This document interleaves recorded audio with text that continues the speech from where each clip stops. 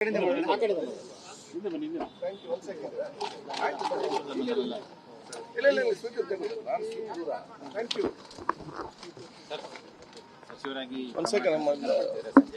Reaction ಏನು? ಕರೆ ಬಂತ ನಿಮ್ಗೆ? ಅಧಿಕೃತ ಆಯ್ತಾ? ನಾನೀಗ ಕೂಡ ಸ್ಪೀಕರ್ ಆಗಿದ್ದೇನೆ, ಕರೆ ಕೂಡ ಬರಲಿಲ್ಲ. ನಾನು ಶಾಸಕರ ಭವನಕ್ಕೆ ಈಗಾಗಲೇ ನಾವು ಹಿಂದೆ, ಯಾಕಂದ್ರೆ ನಮ್ದು 15 ವರ್ಷ ಆದಂತ 10 ವೆಹಿಕಲ್ ಇತ್ತು. ಅದು ನಾವು 15 ವರ್ಷದಿಂದ ಯೂಸ್ ಮಾಡಬಾರಂತ ನಿಯಮ, ಕಾನೂನಿದೆ. ಅದಕ್ಕೆ ನಮಗೆ ಶಾಸಕರಿಗೆ ವಾಹನದ ಆಗ್ತಾ ಇತ್ತು, ಇಲ್ಲಿ ಕೊರತೆ ಕಾಣ್ತಾ ಇತ್ತು. ಅದಕ್ಕೆ ನಾವು ಆ ಒಂದು 6 ತಿಂಗಳ ಹಿಂದೆ ಅದಕ್ಕೆ ಅಪ್ರೂವಲ್ ತೆಕ್ಕೊಂಡು ಅದನ್ನು ಬಹುಶಃ ಇವತ್ತು ನೂತನವಾದ ವೆಹಿಕಲ್ ಇವತ್ತು ಬಂದಿದೆ. ಅದನ್ನು ನಾವು ಇವತ್ತು ಹಸ್ತಾಂತರ ಮಾಡ್ತಾ ಇದ್ದೇವೆ. ರಾಜೀನಾಮೆ ಕೊಡ್ತಾ ಇದ್ದೀರಾ? ಅಲ್ಲಿ ಯಾವ ರೀತಿ ಆದೇಶ ಸರ್ಕಾರದ ಮತ್ತು ಪಕ್ಷ ಆದೇಶ ಬರ್ತದೆ ಅಥವಾ ಪಾಲಿಸಿಕೊಂಡು ಹೋಗುವಂಥದ್ದು.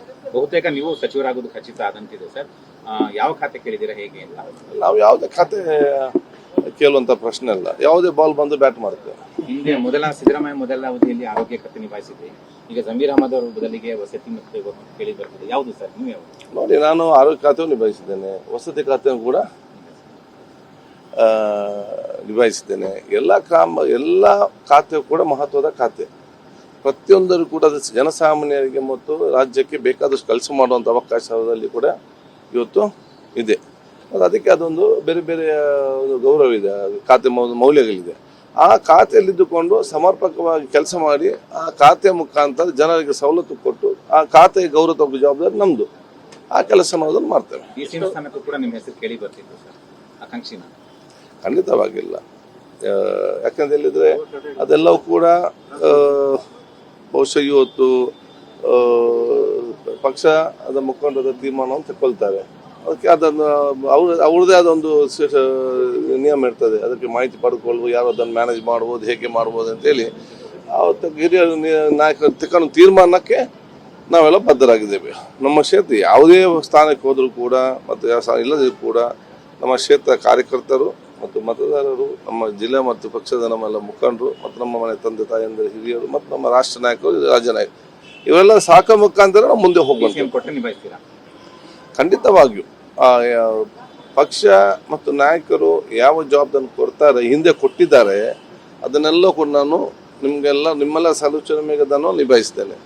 ಮುಂದೆ ಕೊಟ್ಟರು ಕೂಡ ಅದರ ಸಮರ್ಪಕವಾಗಿ ಖಂಡಿತವಾಗಿ ನಿಭಾಯಿಸಲಿಕ್ಕೆ ನನ್ನ ಪ್ರಾಮಾಣಿಕದ ಎಲ್ಲ ಪ್ರಯತ್ನವನ್ನು ಮಾಡ್ತೇನೆ. ಸಚಿವರಾಗಿ ಹೋದ್ರೆ ವಿಧಾನಸಭೆ ಸಚಿವಾಲಯನ ಮಿಸ್ ಮಾಡ್ಕೊಳ್ಳೋದಿಲ್ಲ? ಯಾವುದು? ವಿಧಾನಸಭೆ ಸಚಿವಾಲಯ ಇಲ್ಲ, ಬಹುಶಃ 3 ವರ್ಷದ ಆತ್ಮೀಯವಾದ ಒಂದು ಸಂಬಂಧ, ಪ್ರತಿಯೊಂದು ವಿಚಾರದಲ್ಲೂ ಚರ್ಚೆ ಮತ್ತು ನಾವೊಂದು ಟೀಮ್ ವರ್ಕ್ ಆಗಿ, ನಾನು ಅಧಿಕಾರಿಗಳು ಮತ್ತು ಜನಪದಿ ಅಂತ ನಾನು ಎಲ್ಲಿ ಕೂಡ ಭೇದ ಭಾವ ಇರಲಿಲ್ಲ. ಅಧಿಕಾರಿಗಳು ಮತ್ತು ಜನತೆ ಒಂದು ಟೀಮ್ ವರ್ಕ್ ಆಗಿ ನಾವು ಸರ್ವರಿಗೆ ಕೆಲಸ ಮಾಡಬೇಕು.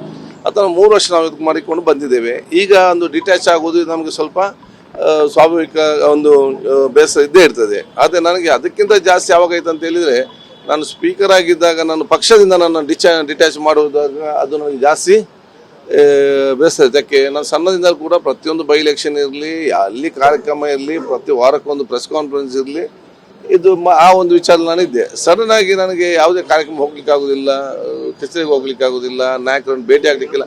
ಆಗ ಸ್ವಲ್ಪ ಒಂದು ನನಗೆ ಒಂದು ಬೇಸರ ಇತ್ತು. ಆದ ಕಾರಣ ಈಗ ಎಲ್ಲಕ್ಕಿಂತಲೂ ಮತ್ತೆ ಕಾಂಗ್ರೆಸ್ ಆಫೀಸ್ ಹೊಲೆಗೆ ಹೋಗುವಂತ ಅವಕಾಶ ಸಿಕ್ಕಿದೆ. ಅದಕ್ಕೆ ಅತ್ಯಂತ ಸಂತೋಷನಾಗಿದ್ದೇನೆ. ನನ್ಗೆ ಗೊತ್ತಿಲ್ಲ ಇದರಲ್ಲಿ ಏನೋ 3:30 ಗಂಟೆ ಒಳಗಡೆ ಬರ್ಬೇಕಾಗ್ತದೆ.